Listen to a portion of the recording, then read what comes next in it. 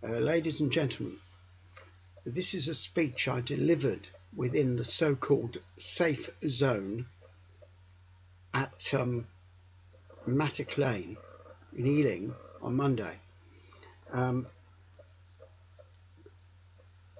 I gave the speech to demonstrate how basic freedoms formerly accepted in the UK have now disappeared. In fact, before the speech, I didn't know whether I could make it, whether I would be allowed to make it. I didn't rule out arrest, and neither did any of my colleagues who were with me that morning. Sid Cordell was there, who was the leader of the Christian People's Alliance, and he also made a speech from the same place. And we were both willing to be arrested, but nobody arrested us. Now, this is the speech. Ladies and gentlemen, do you remember some years ago Tony Blair and Jack Straw exulted over the new Human Rights Act? This passed the European Convention of Human Rights into UK domestic law. It was the beginning of a new era of free speech, according to Tony Blair. Freedom of assembly, etc. Labour passed it. Now, this morning, here at Mattock Lane, Ealing, Labour have revoked their commitment to freedom. Almost 50 years ago, I led a protest outside the Langham Street abortion clinic in central London, just round the corner from the BBC. This was in October 1969, when a group of us, 20 or so obviously young people, held a service for the victims of the Abortion Act on the steps of the clinic. Douglas Brown of the BBC turned up, and the protest was broadcast on the BBC World Service that night. During that protest, we made numerous negative remarks about David Steele and the 1967 Abortion Act, which he had passed. People disagreed or not with what we said, but no one at that time would doubt our right to make a speech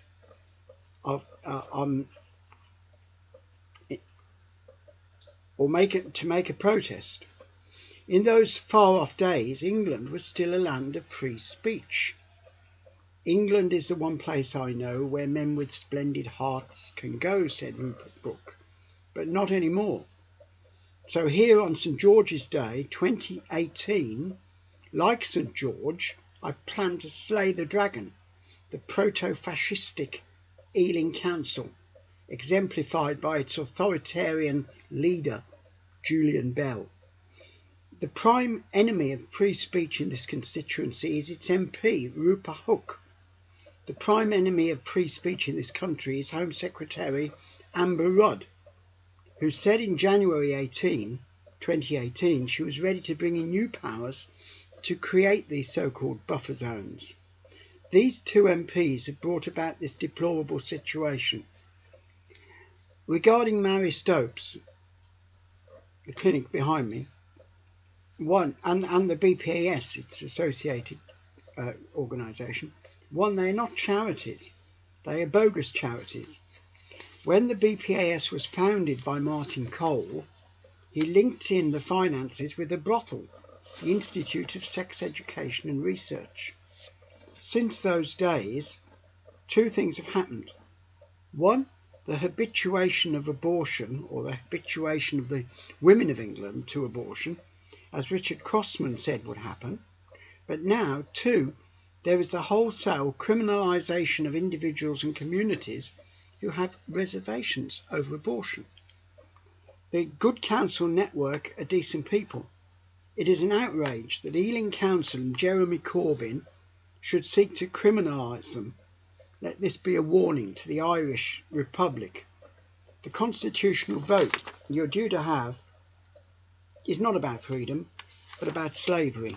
It's not about the rights of women, but about the rights of organisations such as Mary Stopes to tell everybody how to think. Now, the order to which we object this morning is the antisocial is under the Antisocial Behaviour, Crime and Policing Act 2014, Section 59. It's made by the London Borough of Ealing. It's called a Public Spaces Protection Order. Ealing Council defines specific activities as having a detrimental effect on the quality of life. And so the Council, having regard to the rights and freedoms set out in the European Convention of Human Rights, etc., has imposed this order. But I don't think the Council have any comprehension of human rights. Article 10 says everyone has the right to freedom of expression. This right shall include freedom to hold opinions and to receive and impart information and ideas without reference to public authority, without interference by public authority. It is the right to receive information I want to concentrate on. Take, for example, the sad case of ECHR, who died as a result of a botched abortion in this clinic behind me. There was no bed for her, apparently, but the staff denied to the inquest last week it was because they wanted to go home that night. But any reference to the dangers for women posed by this clinic is prohibited by Ealing Council. Activities prohibited by the order include the recording or photographing of a service user, or displaying any text or images relating directly to the termination of pregnancy, or words such as mum, fetus, soul, kill, hell, and murder. All this is equally prohibited, not just outside this clinic, but in a large area of Ealing, because it also includes the park behind me. This is ridiculous. The prohibition says a person shall not engage in any of these activities anywhere within the safe zone. I think I've said enough to demonstrate how the Labour Party, at least in Ealing, has become an illiberal organisation.